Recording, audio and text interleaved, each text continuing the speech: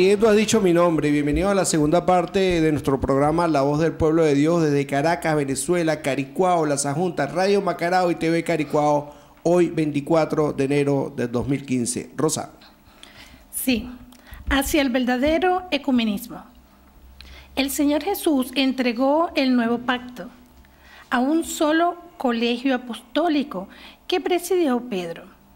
Debemos estar en comunión plena. Ese es el legado. Todos hemos sido infieles a ese legado. Debemos estar unidos en el espíritu por la oración, la palabra, la comunión y la acción profética, apostólica, para así llegar a la plenitud.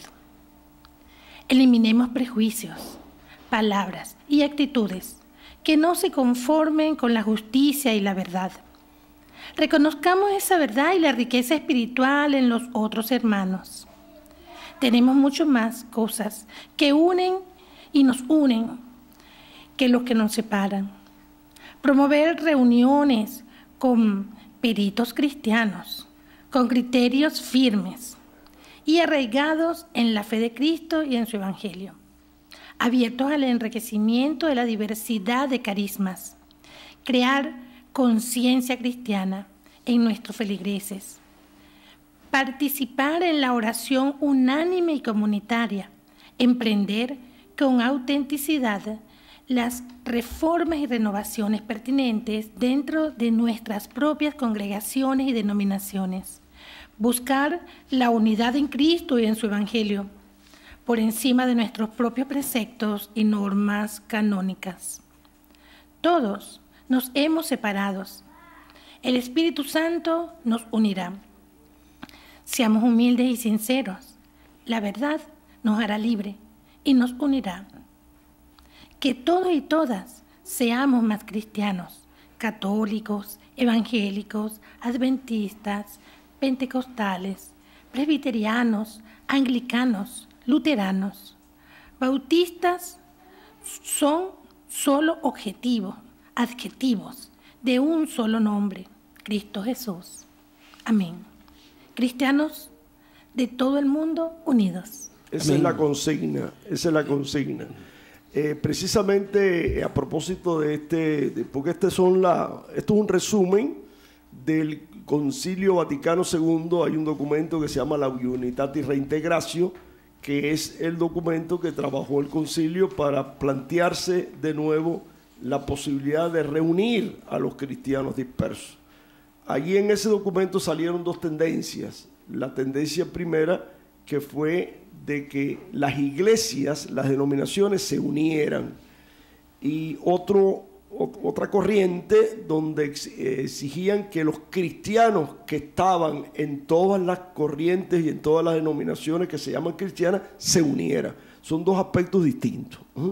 Parece que el Espíritu Santo, más que unir a las congregaciones, es unir a los cristianos dentro de las congregaciones, para que los cristianos dentro de las congregaciones trabajen para que esas congregaciones y denominaciones se hagan cristianas y, como carambola, por así decirlo, llegue la unidad.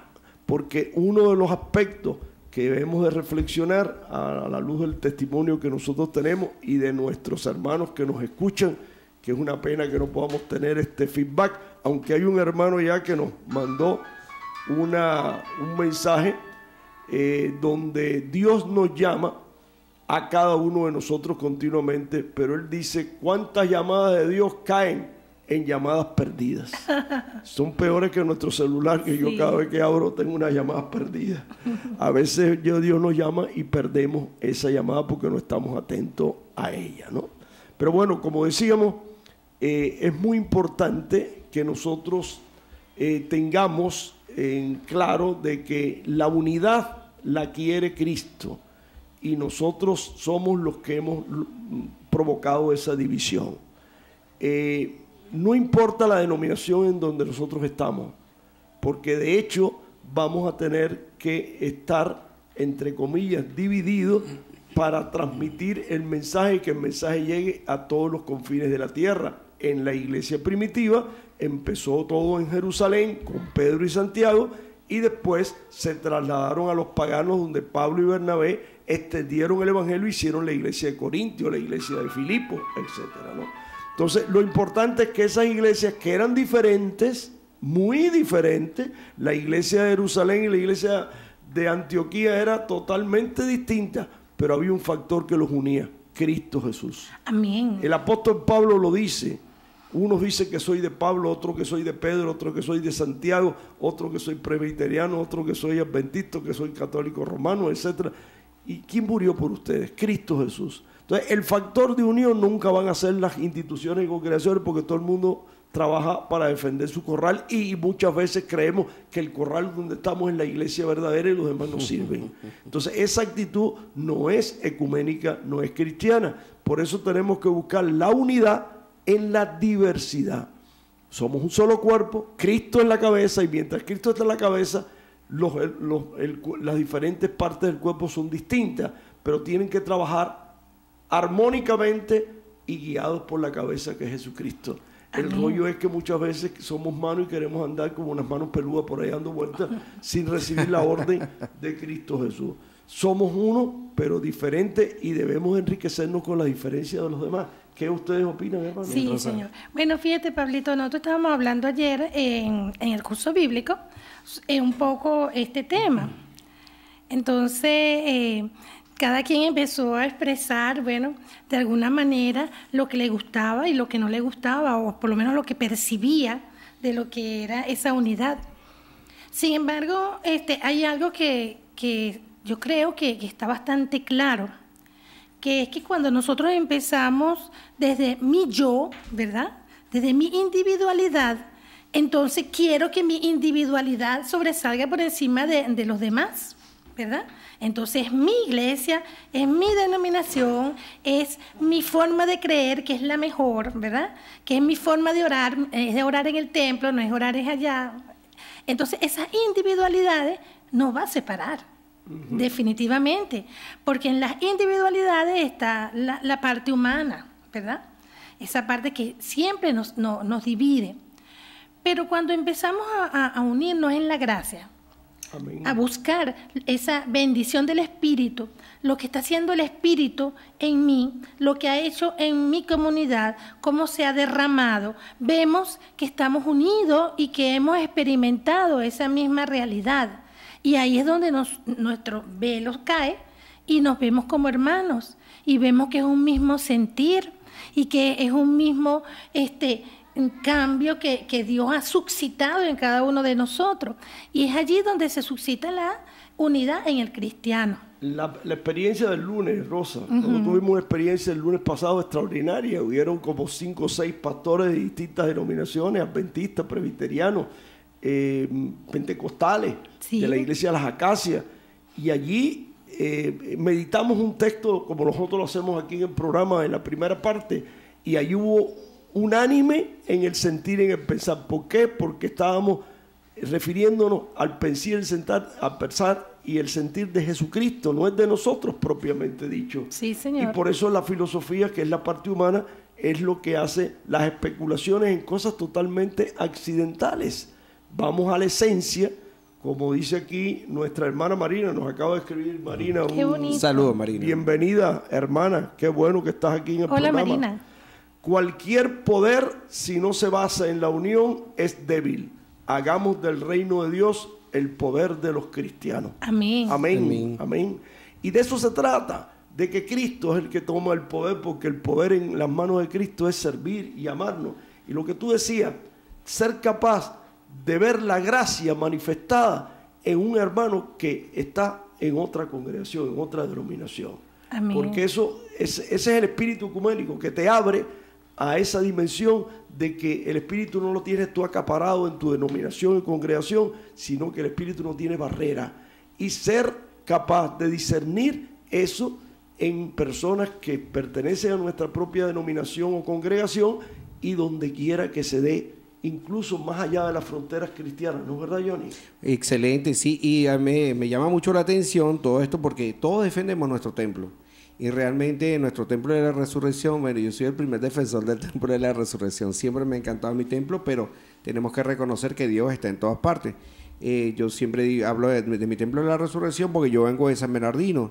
y cuando era niño me mandaban a la iglesia de los padres Claret, ahí en San Bernardino, y realmente yo llegaba, me arrodillaba, me paraba, me sentaba, me volvía a arrodillar, me volvía a parar, me volvía a sentar, y yo no salía, yo salía más tostado que nunca porque no entendía nada, porque el sacerdote que daba la misa seguramente no le entendía nada, porque la iglesia, como siempre lo dije, que esos templos estaban como diseñados por el demonio, porque el padre estaba tan lejos por allá que no lo veía, y la iglesia tenía tanto eco con esas cornetas y yo no escuchaba bien tampoco qué era lo que decía, y no te daban, por supuesto, la hojita de domingo. Aparte de eso, las barreras que tienen los bancos tampoco te permitían llegar a donde estaba el sacerdote. Entonces llega un momento cuando yo era niño, eso lo veía como testimonio, yo veía que salía un sacerdote y volvía y se montaba como otro sacerdote, y salía uno y se montaba otro, y ya yo estaba cansado de estar ahí en la iglesia, y entonces me salí por un costado de la iglesia y mi hermana me dijo que el padre se iba a poner bravo. Le dije que no me importaba que el padre se pusiera bravo, pero que yo me iba. Cuando nosotros llegamos a la casa, mi mamá estaba preocupada porque salimos a la misa de 8 y eran como las 11. Nosotros como niños al fin no nos dábamos cuenta que comenzaba una misa con la otra, y ya teníamos varias misas y realmente no entendíamos nada. A mí me llama también mucho la atención, como de otras denominaciones, dice que son 144,000 y solamente son ellos, y son los elegidos. Yo no me puedo elegir como hijo del Señor. Todos somos hijos de Dios. Yo no podemos menospreciar a nadie. A mí cuando me preguntan, cuando estoy evangelizando en mi trabajo o en cualquier parte, entonces te ven evangelizando y te dicen, ¿eres evangélico? Y yo le digo, bueno, realmente soy cristiano, soy católico, pero soy católico practicante. Porque el católico como tal, universal, de la iglesia que dejó Cristo, que fue... la formó primeramente con el primer Papa Pedro. El católico ha sido así como muy dejado, no estudia la palabra, sí, soy católico y punto, y chao, y voy a la iglesia cuando se parte un familiar o un aniversario o cualquier cosa. No debemos de ser como, y eso nos ha desprestigiado muchísimo. Tenemos que ser realmente unidos. Entonces cuando me preguntan qué soy, yo digo, mira, realmente yo soy ecuménico, porque yo considero a los judíos mis hermanos, pero los musulmanes también son mis hermanos, y los evangélicos también son mis hermanos, y los católicos, y todos somos hermanos, porque todos somos hijos del Señor. Lo que tenemos que hacer es eso mismo que el Señor nos dice: Cristo está cerca. ¿Por qué está cerca? Porque no le hemos abierto nuestra puerta, pero está aquí pegadito, cerca de nuestro corazón. Y cuando nosotros le abramos la puerta, bueno, entonces haremos eso que Jesús precisamente nos dijo: aceptamos a Cristo, Cristo ha llegado, Dios está dentro de nosotros, y en ese momento se nos despierta la conciencia, como se le despertó a Mateo, a Santiago, a Juan. Nos damos cuenta y descubrimos el mayor tesoro del mundo, y nos damos cuenta también en ese momento que somos realmente ricos y exitosos, porque tenemos a Dios dentro de nosotros y lo hemos descubierto. Sí, Pablo, fíjate que eso es una confusión tan grande, que cuando a mí me preguntan, ¿no? Porque también, bueno, ¿y tú de qué eres? Porque es que inmediatamente cuando uno empieza a hablar, la gente se siente identificado con uno, los hermanos, indistintamente de la denominación, porque es el mismo espíritu que nos une. Entonces, ese es mi rebaño. Es lo primero. Entonces cuando te preguntan, bueno, ¿y tú eres cristiana, verdad? No, yo soy cristiana, Entonces, sí, ¿y de cuál iglesia? Ah, de la resurrección. Ya va, pero no, esa es católica. Bueno, es que yo soy católica. pero no me estás diciendo que es cristiana. Pero es que soy cristiana. Ah, pero entonces tú no eres evangélico. No, es que yo soy evangélica. pero es que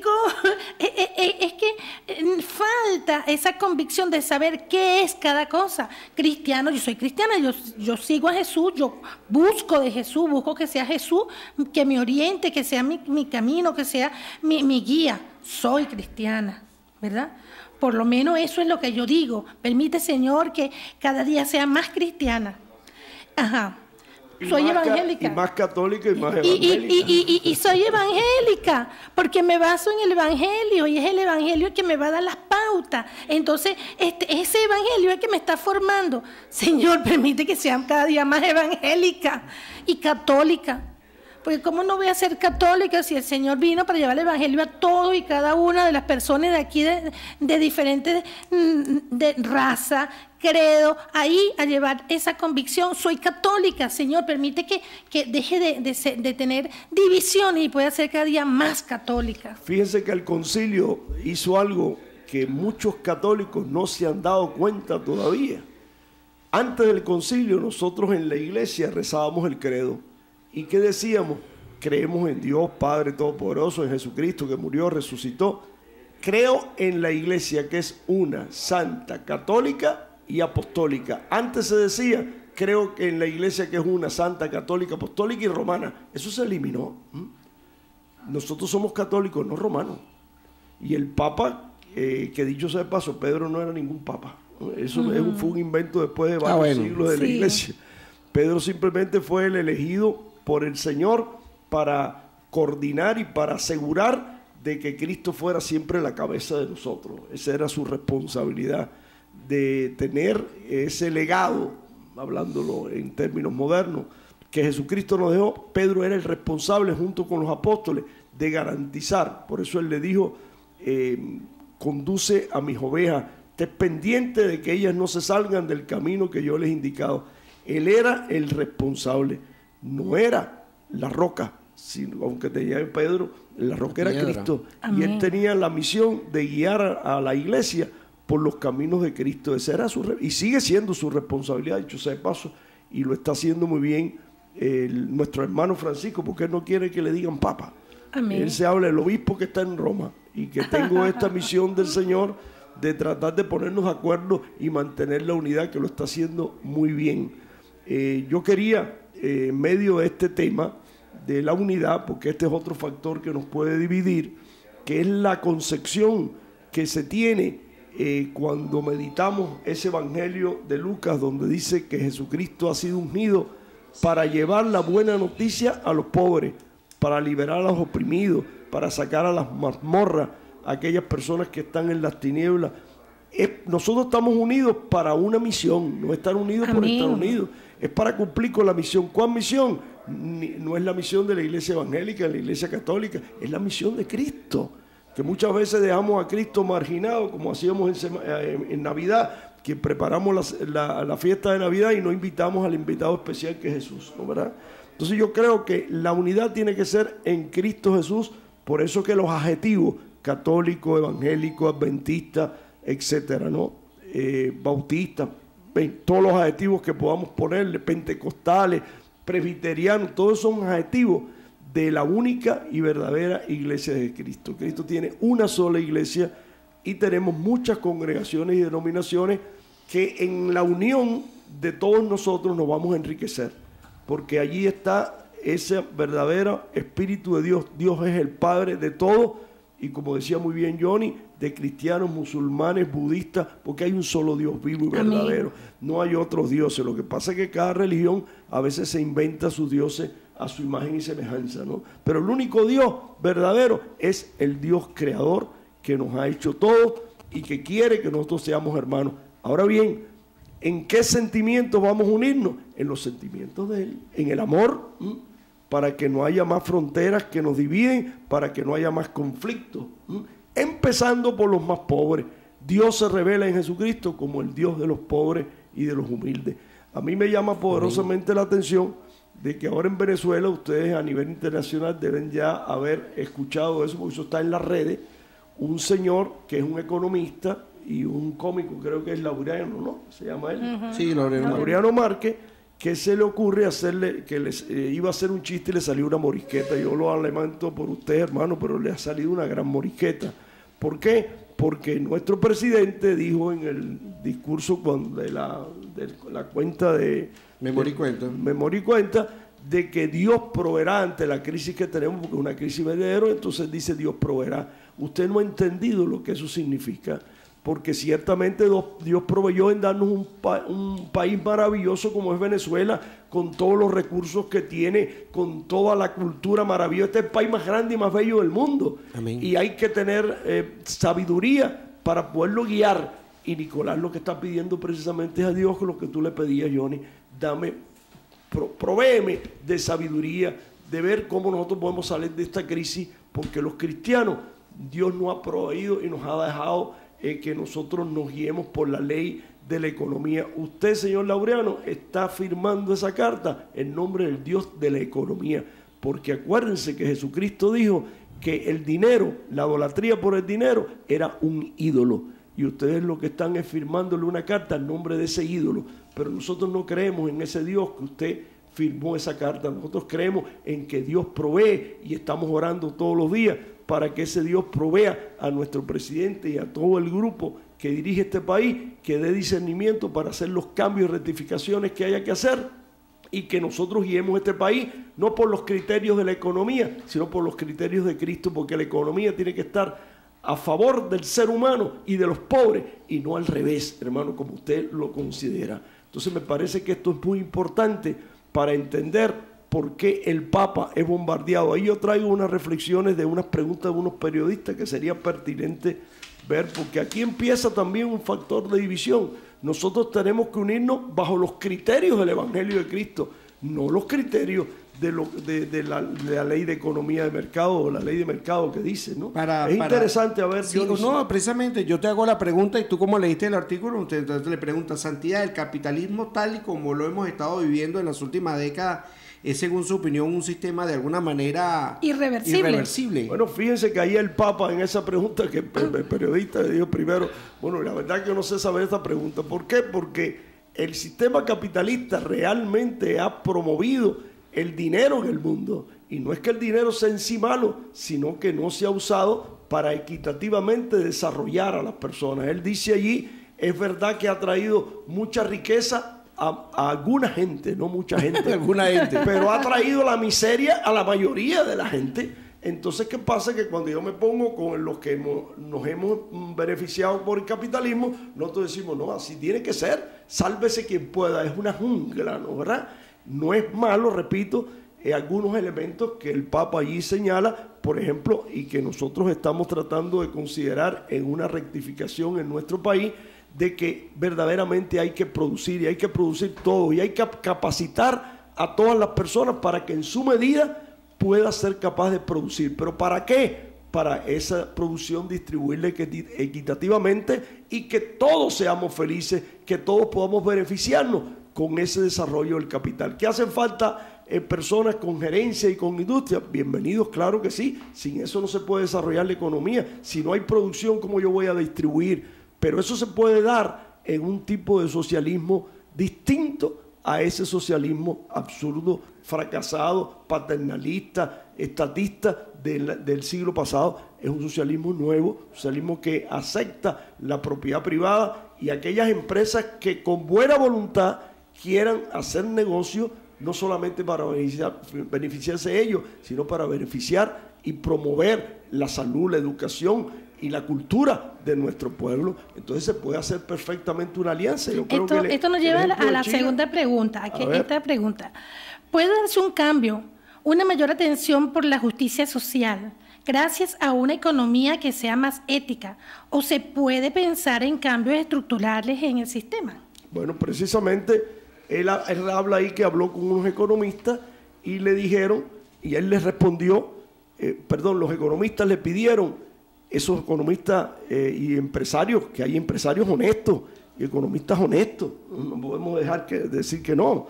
Y entonces ellos le pidieron al Papa que necesitaban una ética para ver cómo manejaban su producto. Pero hay economistas que no quieren ética, dicen que la economía no tiene ética ni tiene moral, que lo que tiene es la ley del mercado. Entonces allí es donde contradice nuestras posiciones. Nosotros necesitamos un sistema con una economía ética que, repito, beneficie al ser humano y ponga en el centro de la economía al hombre y no al dinero. Bueno, Pablo, pero es que justamente cuando otro nombre que recibe la economía socialista es la economía planificada. Ese es el otro nombre, pero ese nombre no se lo dan. Lo que le dicen que es economía socialista capitalista, ¿verdad?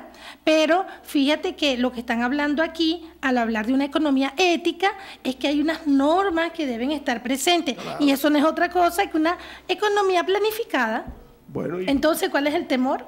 Porque el problema es que muchas veces nosotros, en una mala concepción del socialismo, ahogamos al que produce. Nosotros no podemos ahogar al que produce. Nosotros tenemos, el Estado no produce, el Estado distribuye y fiscaliza. Los que producen son las empresas privadas o empresas públicas también, o cooperativas, que se unen para la producción. Yo creo que lo que se pasa allí son los extremos, Pablo. Son los extremos. Porque si yo lo dejo a la mano libre del mercado, ¿ves? Que es la parte del capitalismo como tal, ¿verdad? Del capitalismo salvaje. No, tal cual. Si hablamos capitalismo, es capitalismo y hay unas normas de capitalismo. Y el capitalismo como tal es que la oferta y la demanda es una ley. Y entonces la oferta y la demanda está allí. Y eso es una ley. Una ley que la estudian los muchachos cuando estudian economía, ¿verdad? Pero resulta que esa ley en la práctica no se da, es imposible porque está la parte humana, la ética, la ausencia de la ética para que eso se aplique. Y es allí donde existen las normas y entonces se aplican esas normas para regular esa economía. Entonces, si se aplican esas normas, sin ética también cae en el otro extremo. Entonces el problema en ambos es la ética, la ausencia de ética y querer hacer mi voluntad y no lo que convenga más al pueblo. Por eso entonces es importante que ese gobierno exija que se cumplan algunas normas. Ahí está el problema de los impuestos, ahí está el problema de la moral en cómo se va a manejar esos recursos, cómo se van a distribuir, pero cuando hay una falla estructural de ese gobierno y de ese Estado donde no tiene gente capacitada para supervisar, para fiscalizar, entonces empieza la crisis grave que estamos viviendo en nuestro país. Tenemos que aceptarlo y humildemente creo que nuestro presidente lo reconoció. Estamos muchas fallas que tenemos que corregir y nosotros tenemos que ver cómo levantamos el país juntos. Y el que produce, darle la mano para que siga produciendo y no explote al otro con su producción, sino que ayude más bien a que los demás puedan desarrollar sus capacidades, estudiar, capacitarse, pues. Y eso es la promoción humana. El Papa Benedicto, en su encíclica, que el Papa también la nombra ahí, habla que la caridad no es dar limosna, sino la caridad es promover al ser humano, promover al limosnero para que salga de su condición miserable y pueda desarrollar sus capacidades y él también producir. Nosotros en la iglesia estamos teniendo un campo que lo hemos dejado en el terreno para hacer un organopónico y enseñarle a la gente a producir sus hortalizas, que cada uno puede tener también acceso a eso, y eso nos vincula con la madre tierra, con la Pachamama, eso humaniza y es también economía local. De eso tú estás también enredado con nosotros. Sí, señor. Porque tú tienes más experiencia que nosotros dos en esto. Lamentablemente el pueblo ha aprendido muy bien, pero ha aprendido muy bien muchas cosas malas, por lo menos la explotación. Y estamos viendo, como tú lo dijiste muy bien la semana pasada, estamos viendo pobres explotando a pobres. Nosotros tenemos que tomar realmente conciencia. El Estado como tal, los momentos buenos siempre nos dejan buenos recuerdos, momentos maravillosos, buenas vacaciones, y todo es muy lindo, pero realmente no nos enseñan. Los momentos de crisis son los que han enseñado al mundo. Vemos una Europa después de una Segunda Guerra Mundial totalmente devastada y la gente se dio cuenta y aprendió todo lo que había perdido por una guerra o por una primera guerra, por una segunda guerra.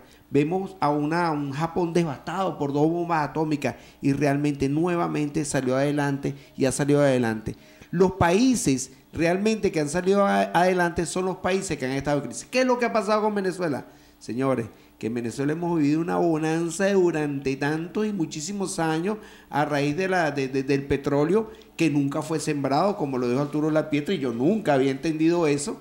Y yo decía, ¿cómo eso es meter petróleo nuevamente debajo de la tierra? Porque yo era un niño cuando él dijo eso.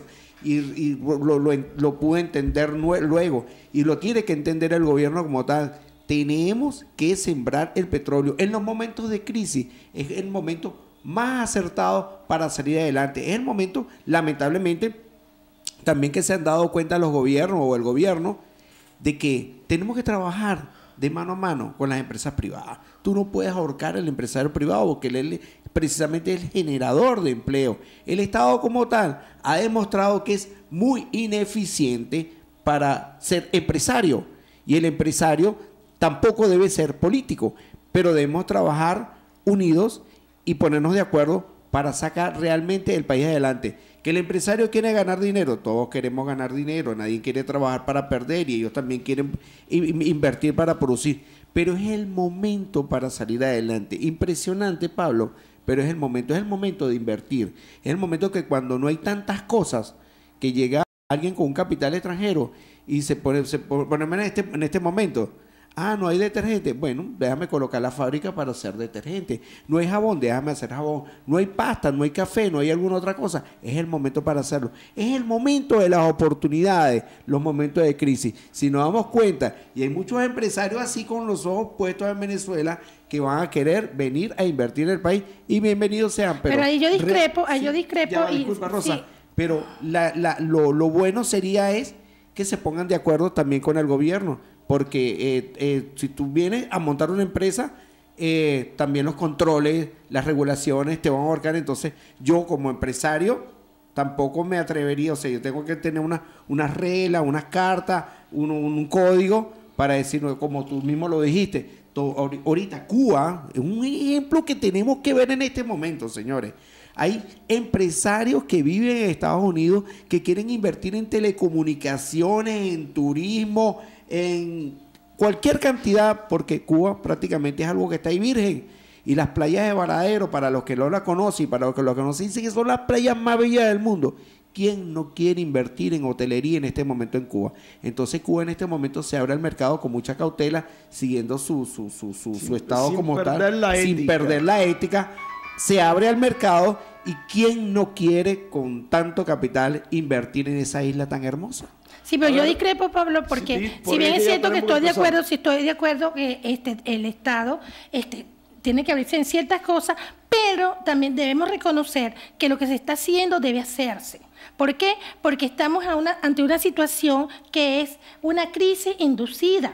Y ante una crisis inducida hay que establecer unas normas. Y el problema es que debemos participar todos, absolutamente todos, porque no es posible que digamos que no existe una fábrica, que no existe, están cerrando fábricas, pero no vemos qué es lo que está pasando allí. Entonces, se están dando oportunidades, se dan créditos, se le dan oportunidades para importación, se le dan un dólar preferencial y después venden como le da la gana, después acaparan, lo colocan. Entonces, nosotros tenemos que estar muy claros en eso, porque si no, caemos en el juego y lo que está pasando es lo que pasó en Chile.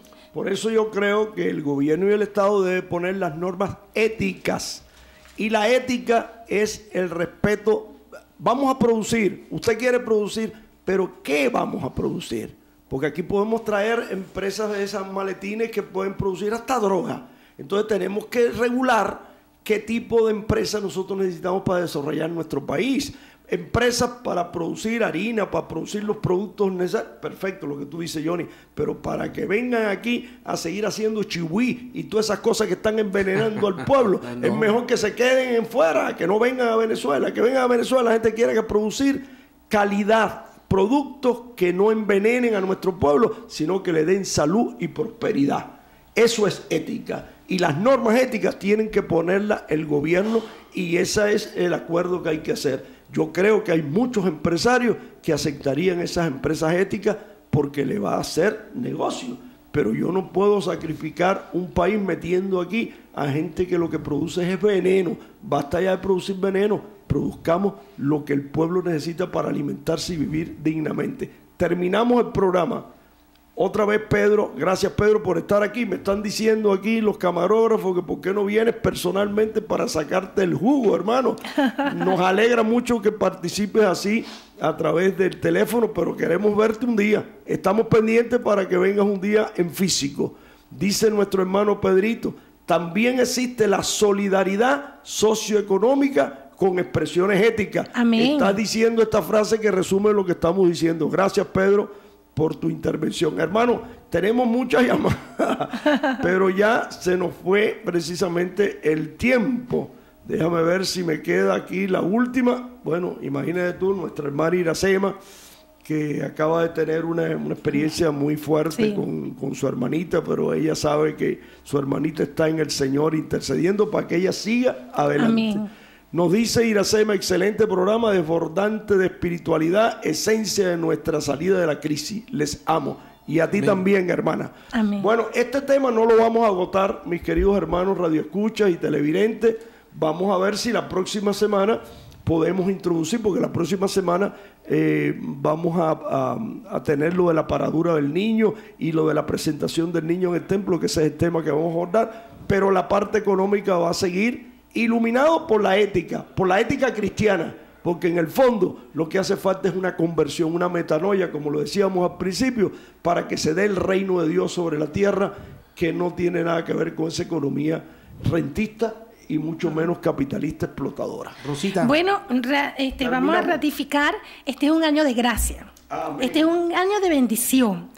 Entonces, este año debemos aprovecharlo al máximo. Vamos a abrirnos a ese evangelio, vamos a abrirnos a esa presencia, vamos a dejar atrás, desprendernos de todos aquellos que nos atan y nos dejan transformar este país en el país que fue creado originalmente, un país de bendiciones. Amén.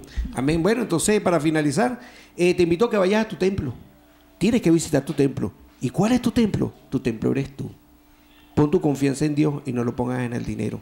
Gracias a todos nuestros queridos radioescuchas, Pablo, Rosa, Jesús, Nelson en TV Caricuao, Rafael y Manuel en los controles de Radio Macarao. Gracias a nuestros queridos radiousuarios, a todas estas personas que se han comunicado con nosotros y sobre todo al Espíritu Santo por tomarnos como instrumento para poder llegar a ustedes. Pablo, para la edición final. Y que los criterios cristianos sean lo que verdaderamente una a los cristianos en todas partes del mundo. Y que el Dios, Padre, Hijo y Espíritu Santo de Jesús y de nosotros, nos bendiga y nos mantenga en la unidad y en el amor. Dios los bendiga. Vayan en paz. La semana próxima nos seguimos viendo en su programa La Voz del Pueblo de Dios. Y sigan con la excelente programación de Radio Macarao 100.3 FM, su emisora local, participativa y comunitaria. Amén. Amén. Cristo al servicio de quién, preguntaba Jaime Obrero, preguntaba